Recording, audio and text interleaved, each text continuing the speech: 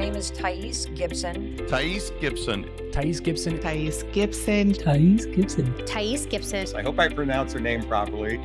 Thais Gibson. I am so excited for you to be here with me today. Thank you for joining us.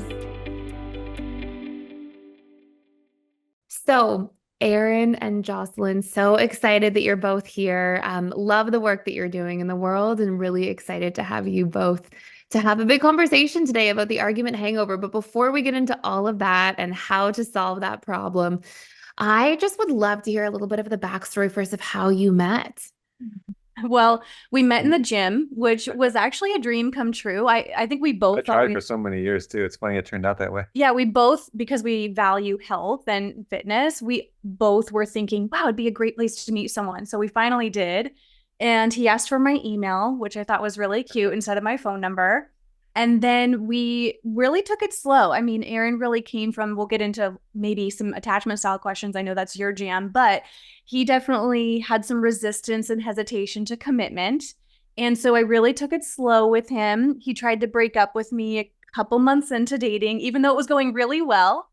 And I said, that doesn't work for me when he tried to break up with me, which really what I was trying to say was, I know you're sharing this because of fear of getting hurt, because that's what he was expressing to me. It wasn't like, oh, I don't feel we're aligned or, you know, there's really not that compatibility. It was really, he was expressing his fear, his hesitation for commitment. And so I was like, I'm not going to let your fear take over. So we got through that and eventually obviously got engaged, married. We've been married almost a decade now, have a 2.5-year-old.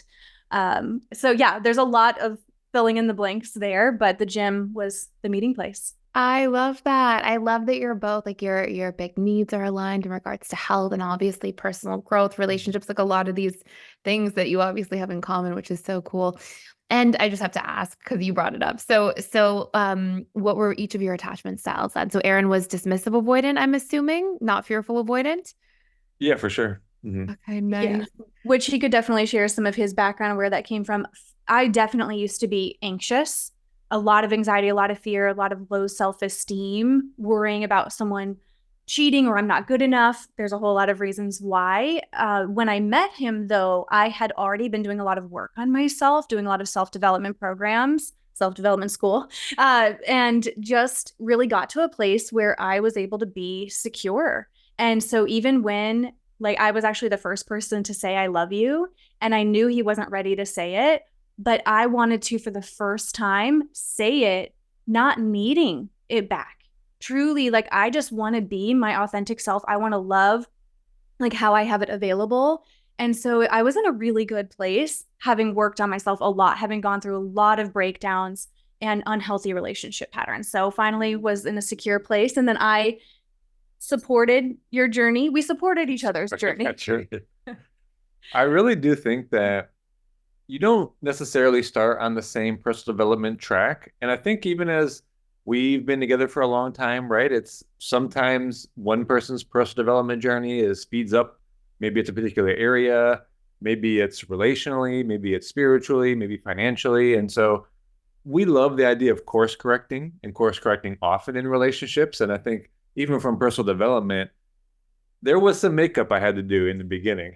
And so I think in our time, right, I think two partners, again, varying areas, you might be a little bit further developed than your partner, but it's more like, how do you invite each other into the areas that you're now valuing? So I don't know if I've said it like that before, but I do recognize I was slightly behind. I love that. And I couldn't agree more. It's so interesting. So when I met my husband, I was fearful avoidant. I'd done a lot of work too, though. So I was coming out of that attachment style, and he was probably a little more dismissive avoidant. So that was his style. But he had done like a good bit of introspection and pausing and taking some time to really like think into things and be intentional.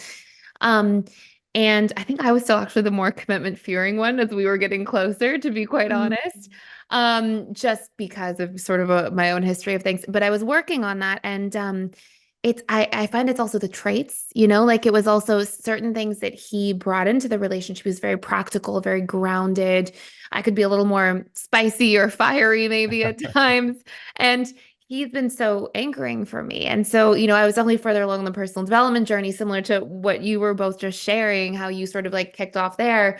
But in so many other areas of life, he really brought that to me and grounded me and anchored me in other ways that weren't like personal development. But it's beautiful how having a different background or different attachment style, there's so much you learn from each other, as long as, in my opinion, and I'm sure you can speak to this, as long as both people are just willing to show up and actually do that work and actually break the patterns and communicate differently and put their heart forward and practice being vulnerable. Like if those things are there and you have some good tools, I find that both people really grow from each other. The word willingness is something we really mention often. That willingness is exactly right. We completely agree. I love that. Okay, so I want to ask a couple other questions before we get into the argument hangover piece. And what would you say then the biggest challenge was in your relationship to overcome? And what do you think the biggest achievement is in terms of the thing you're most proud of about your relationship? Could I share a couple things that jump to mind? Oh, yeah.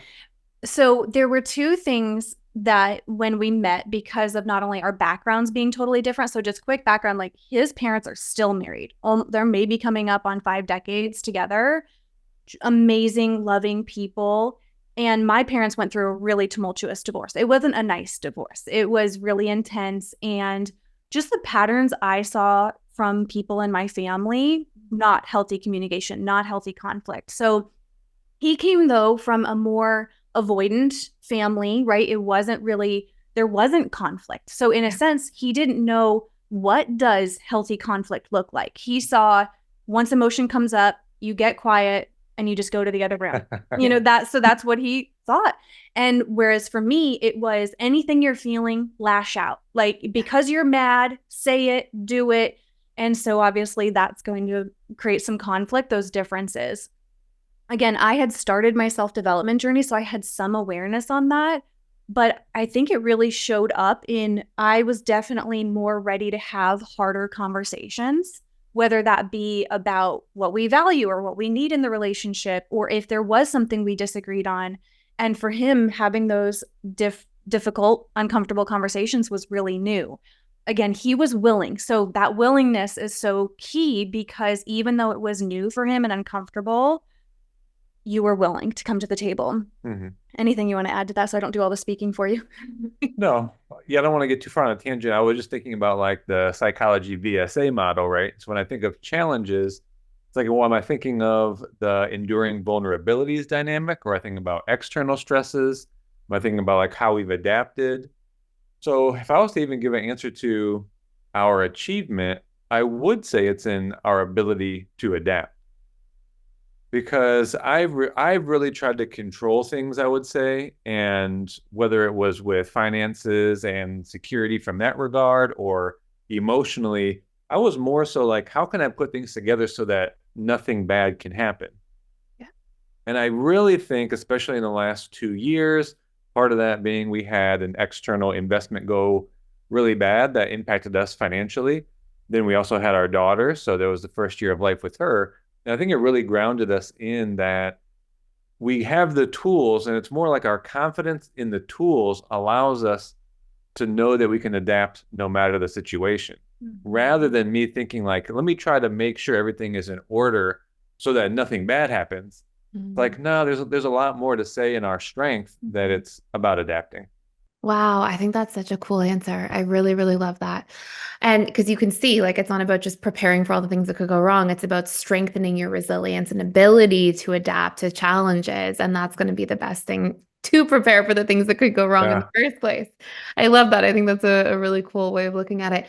And it's interesting too, because, just to what you were sharing, Jocelyn, is there's this dynamic of like, sometimes people think of dismissive avoidant and they think of, oh, parents are never around, they're not there. And that's the vast minority of cases. 95+% of the time, there's like really stable family households, a lot of security there, and even comfort in a sense, but there's just that like the lack of emotional vulnerability.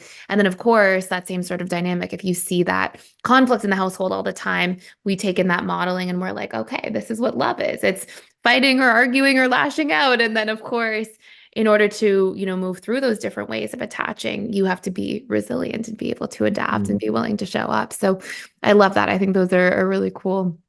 We've seen each other grow and change a lot. I mean, we were talking about it recently, like we have evolved in our decade together so much. And then even becoming parents, it really changed too. So we talk a lot about in our work seasons of marriage, right? And even chapters, and realizing it's not going to feel today like it did 2 years ago, 10 years ago. And to, again, just continue to see what does life need from us now? So we could go on a whole tangent, but we'll see where you want to take this. Yeah, I would love to come back to that in a moment. I really want to start by going into some of what the argument hangover is and just key principles and tools. I know you have an amazing book on this.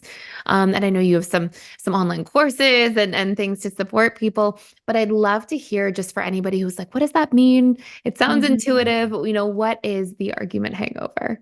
Well, when you hear it, right, you think of the time after an argument with your partner where you feel sluggish, you feel disconnected, you feel hurt. You may even feel kind of guilty for how you showed up in that conflict. And that came out, we were actually doing a session, gosh, this is going 3-4 something years ago. And on it, we said that it kind of just came out like, oh, it sounds like you're in an argument hangover. And they kind of chuckled because they're like, that's exactly what it feels like. We feel terrible. You're not able to work as productively, right? You're not thinking as clearly. You might even be there with your kids, but you're in your head because you're thinking about the argument. And the tricky thing, and I'm sure you see this as well in your research, right, is that conflict is going to occur in a relationship, right? And of course, we want to learn to de-escalate it. We kind of break down tools into 3 categories. We want to prevent as many unnecessary conflicts as possible through healthy communication. We want to be able to de-escalate conflicts when we do get triggered or misunderstanding each other.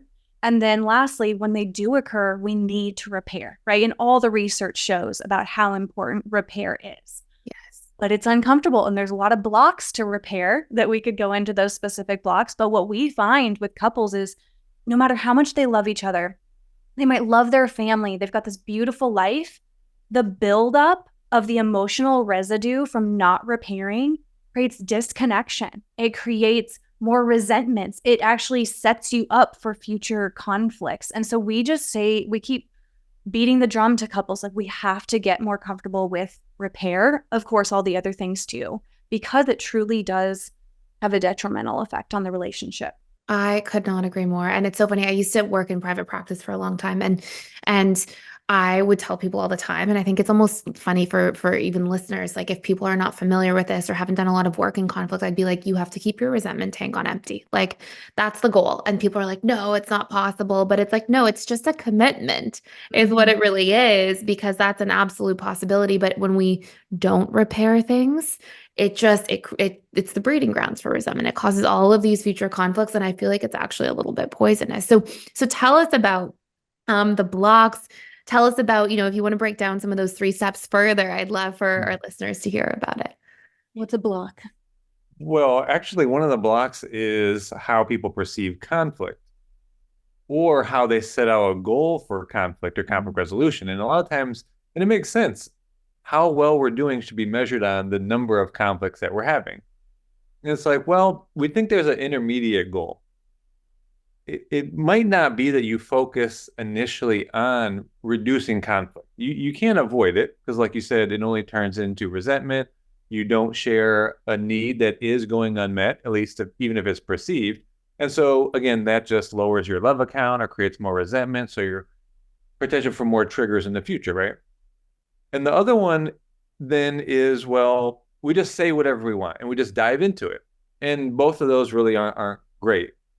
So we think that if you can set out to just have the goal of de-escalating conflicts and being able to shorten your argument hangover times, that is a good outset goal. Now, to do both of those, it means a learning and implementing of some tools. And then in doing so, we think a secondary outcome is that your conflicts do go down. Like, why wouldn't they? Because you're implementing the right skills. But to jump out the gate and say, well, let's just go from 10 conflicts to 5, it's like, well, it's a lot easier to just say, we can have grace. We can allow for some conflict, which is a very secure attachment style kind of focus. We're not afraid of conflict here.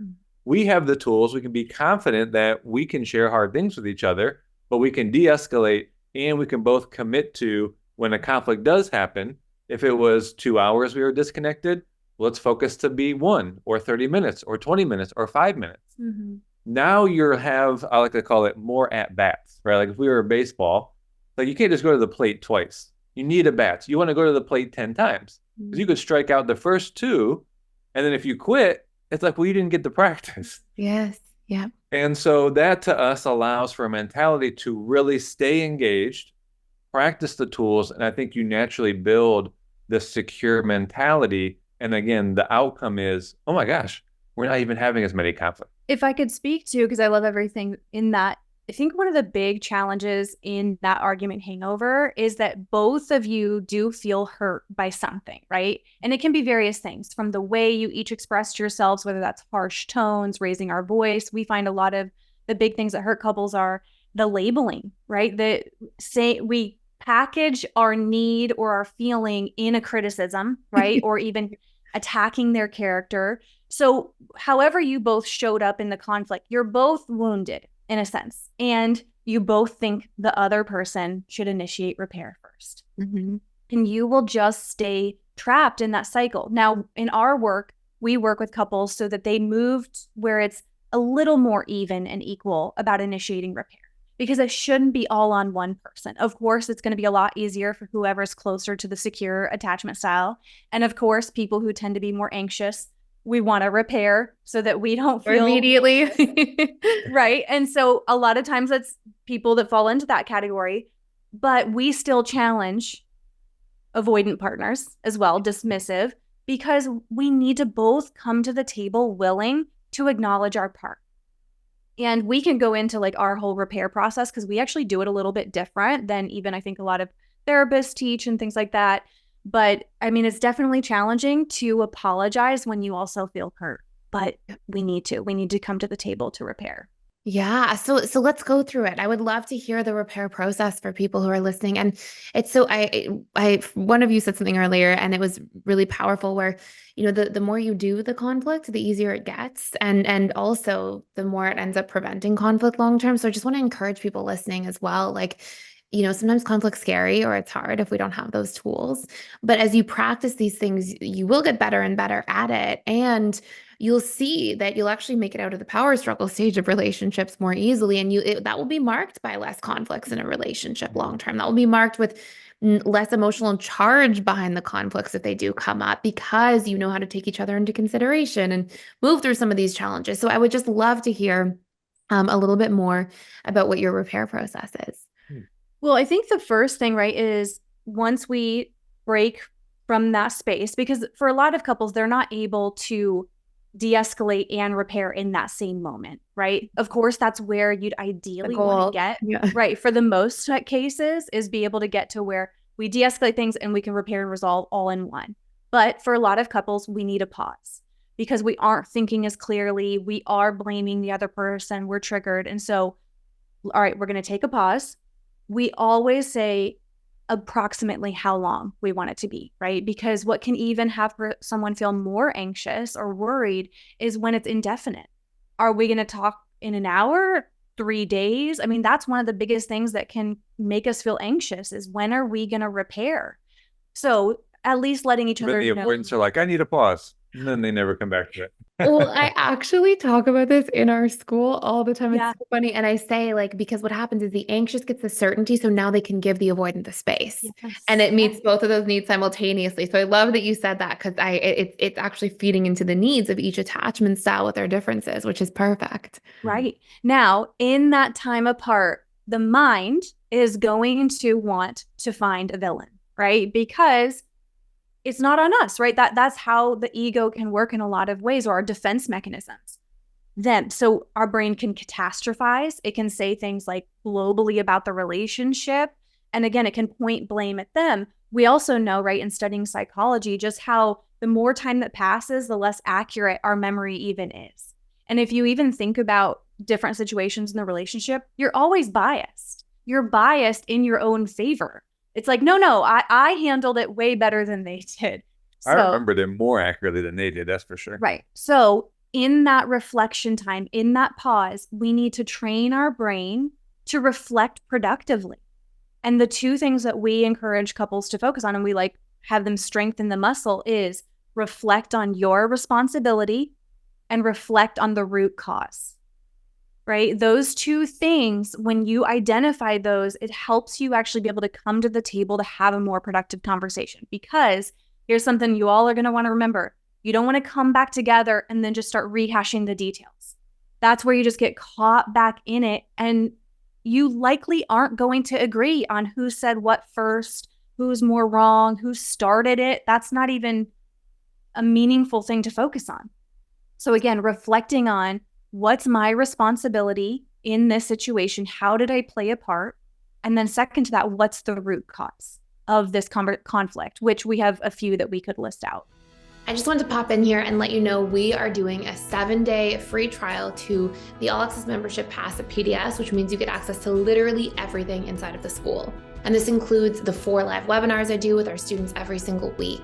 And on top of that, you get access to all of our different courses. We have over 55 different courses on relationships, communication, boundaries, emotional mastery, guilt and shame, learning your needs, so many different facets that are really important to master our lives and feel really good about our lives going forward. And last but not least, there's a daily community event. We have trained facilitators and coaches who are in there doing that work, showing up to support you on your journey every single day. Please join me on the other side. Come check it out. See if it's a fit for you. I'd love to see you there. Go ahead and sign up by clicking the link in the description box below. Beautiful. So can you take us through an example just for anybody who's newer to this? A typical conflict you might see and how they might answer those questions. Take some responsibility.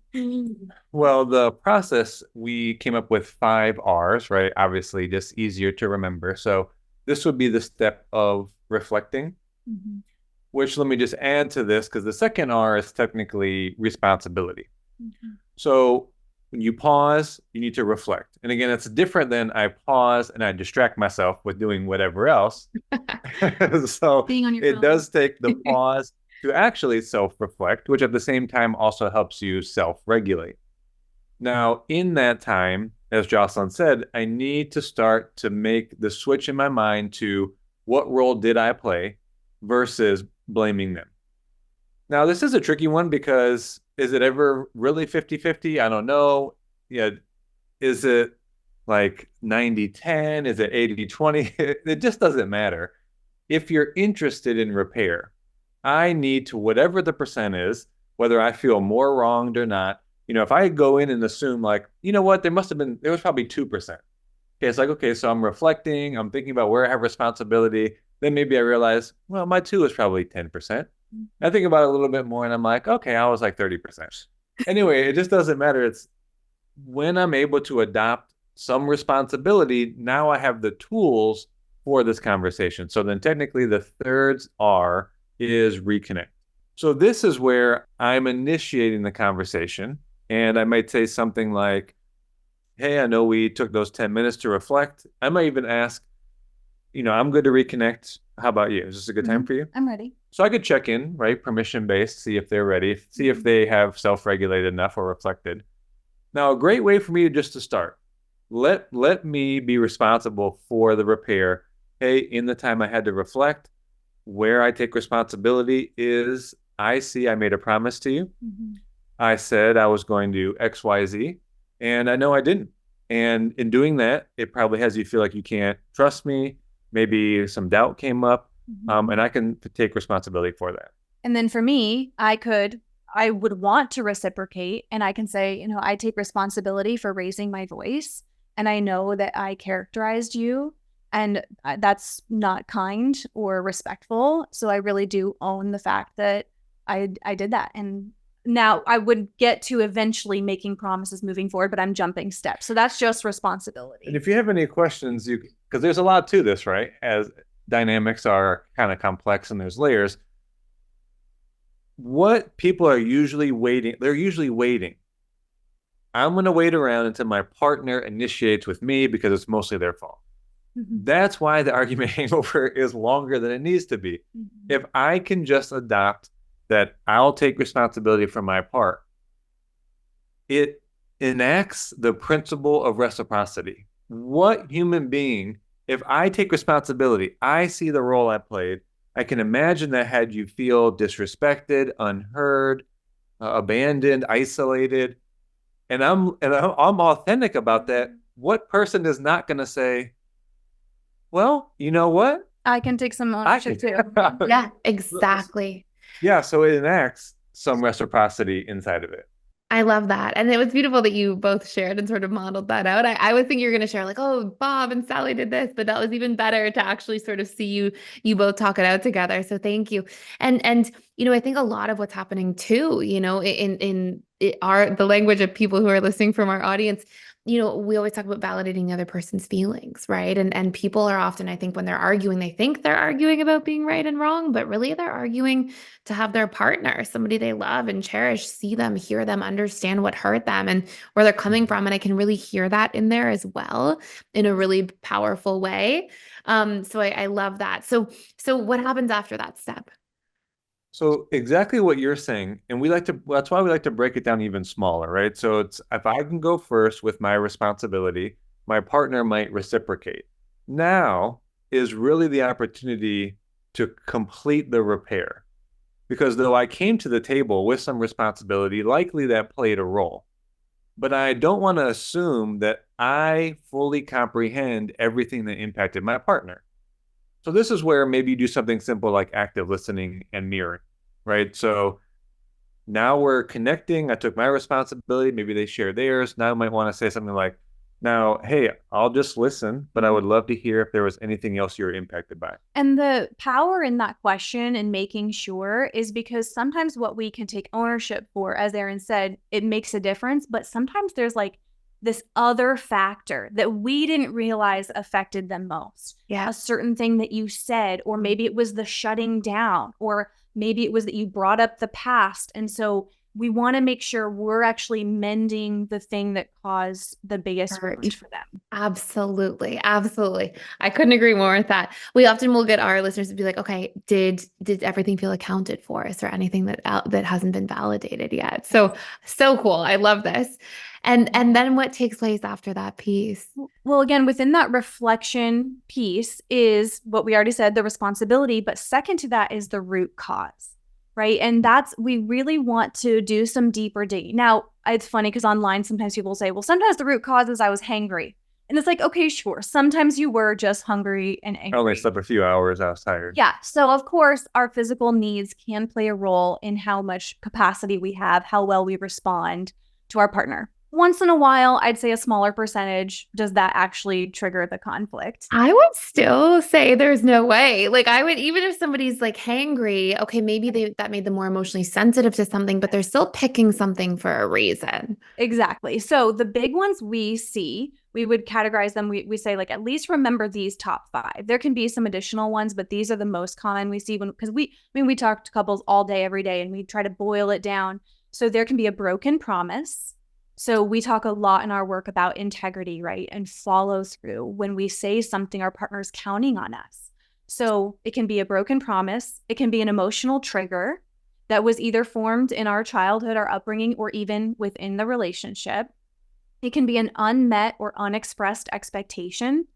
Big one that comes up. And we could go in a whole segue about expectations because the mind, it creates them all the time. They can be blind spots. You're going on a vacation and you didn't realize that you were visualizing, going to the pool and being affectionate, and the other person was expecting to go rock climbing. Yeah, reading alone, being quiet. So we're creating expectations all the time. So that's a big category.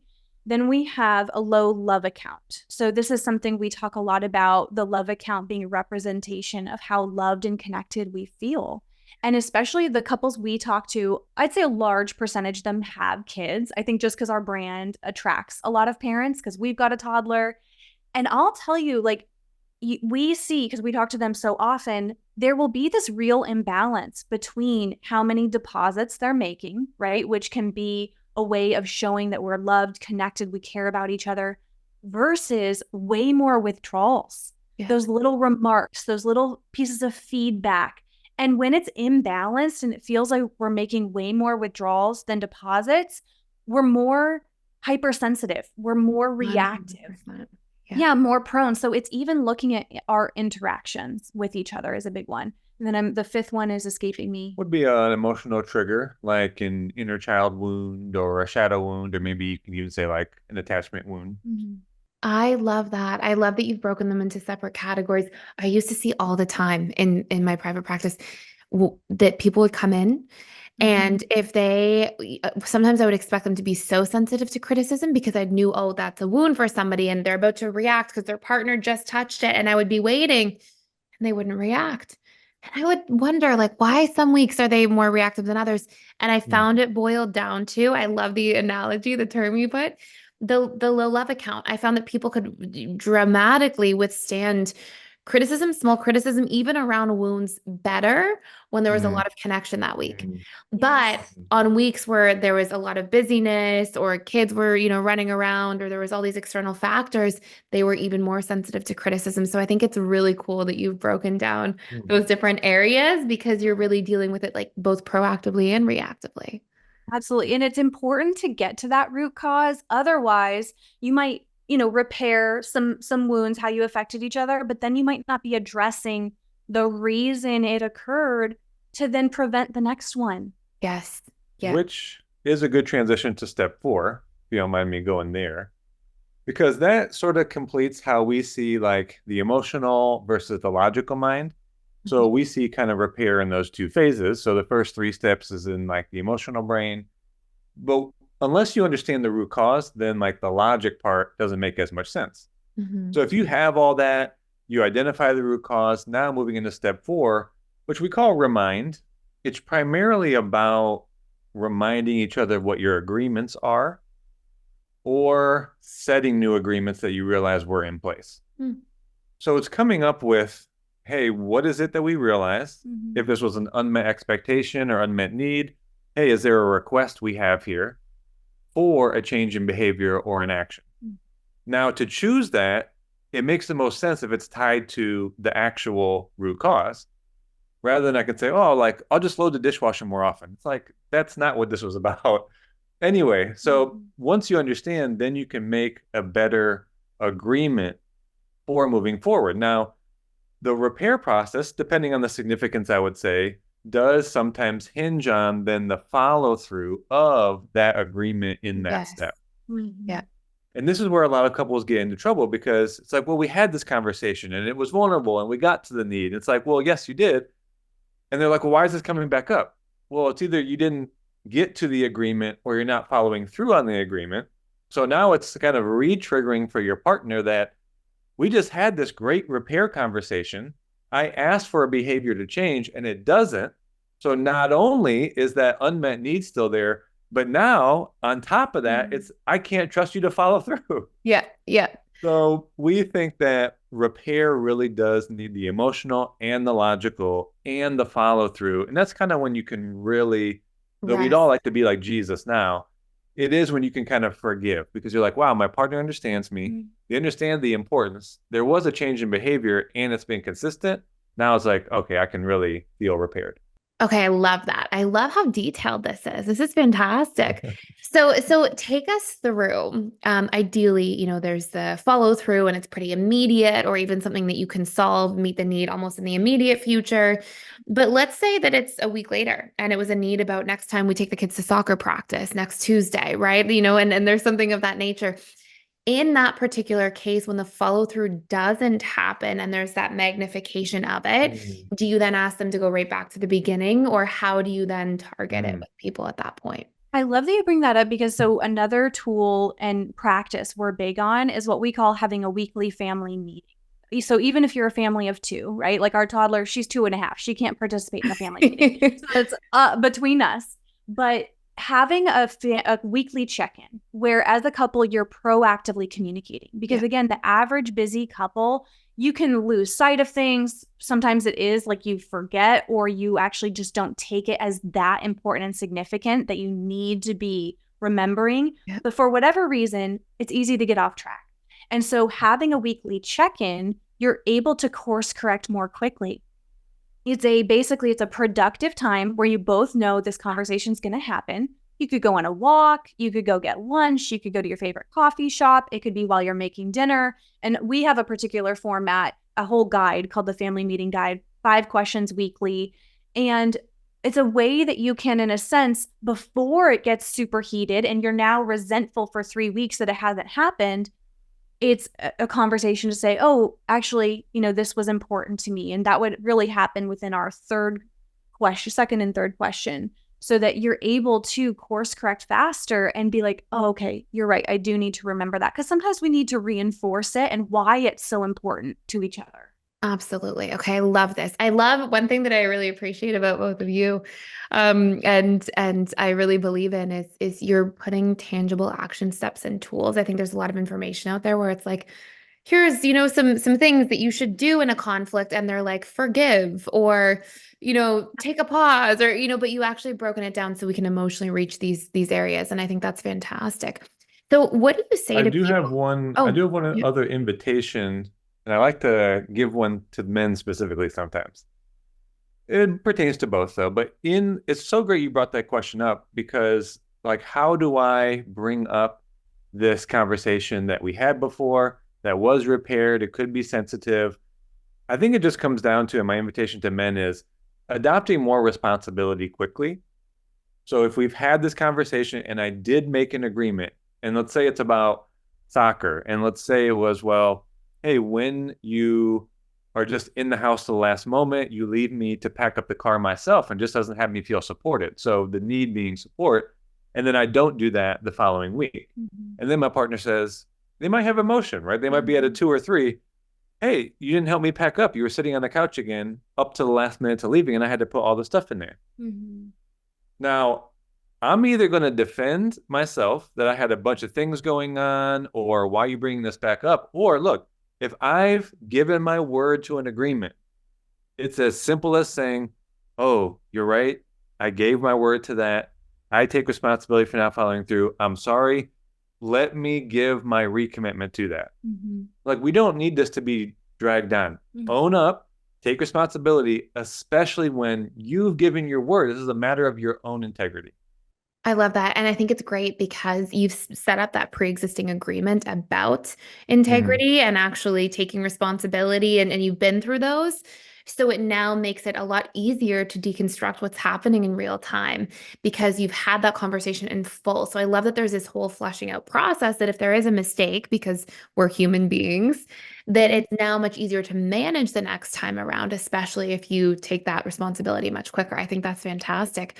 Now, what do you say to people? Because I'm sure you get this question frequently, but I'm sure it's a question for our listeners. Let's say you've got one person in the relationship and they're like, I love this. They're taking notes. They've written the system down. They're like, I'm going to do this. But what if they have a partner who either isn't like really big into personal growth or emotional literacy, or is not willing to abide by some of these things? Is there something that one half of the person can do or direct or guide, or where do you go with people in that situation? Because I'm sure you've seen it. It's such a dilemma. And I feel like there's different narratives online. Some people who are thought leaders, teachers will say, one person can be the change, right, in the relationship. And we agree that one person can spark the change. Exactly. Yeah. But the other person has to show up to participate in some capacity. This isn't a one-sided partnership. Now, one thing that I think people appreciate about our work, because we do this as a couple and we give a male-female perspective, is I think especially it's not always men who are hesitant, right? I definitely don't want to create that generalization. But if male or female, if they aren't getting that input from their partner, they're not as receptive to that, because it may feel like a critique, or here's proof I'm not good enough. You're asking for more from me. A lot of times it helps to have an outside influence that they relate to. So we hear from a lot of couples that having just the male and female perspective speaks to them in a different way. So I would say to anyone listening, trying to just expose them to other people that they may relate to, because it's different hearing it from you as the partner versus an outside influence. That's a big thing that we notice. So someone that they can relate to, who says it in a different way, and that they don't feel, again, like it's an attack on them, as if they're not good enough.